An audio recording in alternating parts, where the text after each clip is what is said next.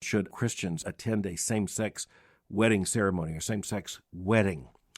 And on this issue, frankly, I've been writing about this and talking about this very question for, nearly 20 years in one way or another. But focusing on the question becomes all the more urgent once you had the formalization of same-sex ceremonies and then covenant services, as they were called, and then same-sex marriage in some places, and then after the Obergefell decision in 2015, same-sex marriages, as they are called, being declared legal, and same-sex weddings becoming more routinized.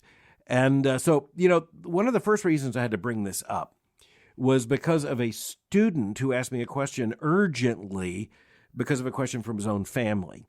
Now, again, that was 20 years ago when I was asked that question. And the first thought that came to my mind is this isn't hard. This isn't really hard at all. And it's not hard because of what a wedding is. A wedding is a celebration. A wedding is a covenant ceremony of one sort or another. It may be confused, but it's a covenant ceremony. It's being declared as the formal public declaration of a thing. And that thing is a marriage and or a union. And that's where Christians understand that it's not just that we think that same-sex marriages are wrong, it's that we don't think same-sex marriages are marriages. We actually don't think it is. It doesn't fit the biblical criterion. It doesn't fit creation order.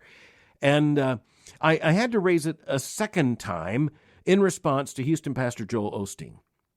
And that wasn't the first time I've had to deal with Joel Osteen, who, by the way, used to make a lot more headlines in the Christian world back when he was more active in Christian circles. He's kind of retreated or certainly in more of an eclipse in terms of Christian conversation than was the case, say, back in 2011. In 2011, he made a couple of public statements, and one of them had to do with whether he would attend a same-sex wedding ceremony.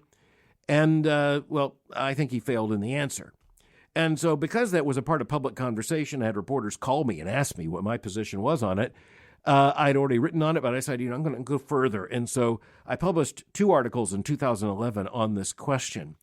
And, one of the things I wanted to make as a point is, again, that a wedding is not like a meal. A wedding is not like a conversation. A wedding is a ceremony.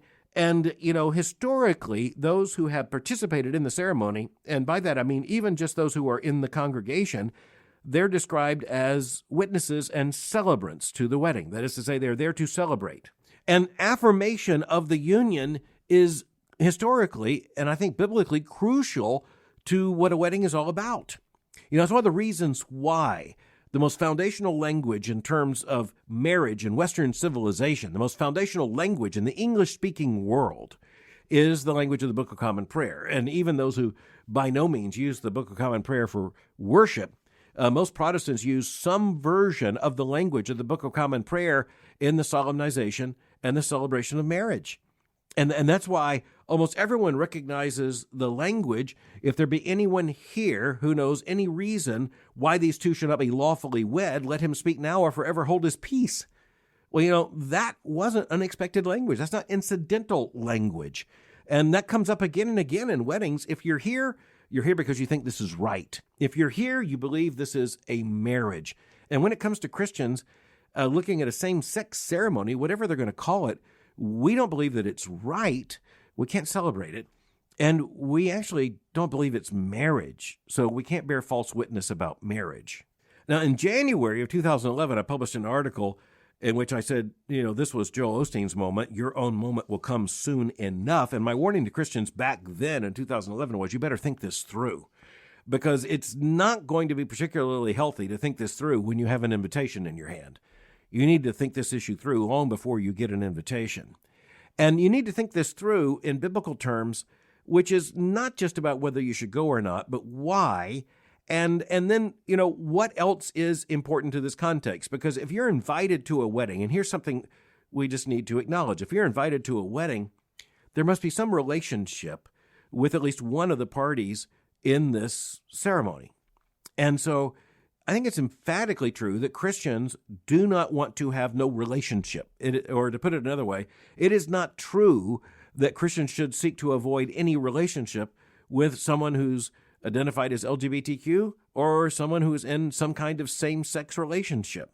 But there's a category distinction between, fostering a relationship and even say sharing a meal and table fellowship, there is a categorical distinction between that and being a celebrant at a ceremony. That's a categorical distinction, and I think that's important, and I'm going to make that argument. I've made it consistently now for well over a decade, and I think that's one that's deeply rooted in the Christian tradition, I think, and in the nature of a wedding. And, there are witnesses in every state I know of. There are witnesses that have to sign that the wedding is legitimate and lawful. And those who are attending are the larger circle of those who are in agreement with that.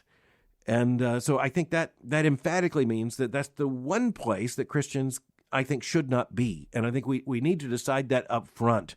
And, a further complexity comes with the question, well, are there circumstances that may say you would go to this but not go to that? Is this a relationship that, is particularly important? And I would simply say, I think this is one of those issues in which we need to recognize this is not context dependent.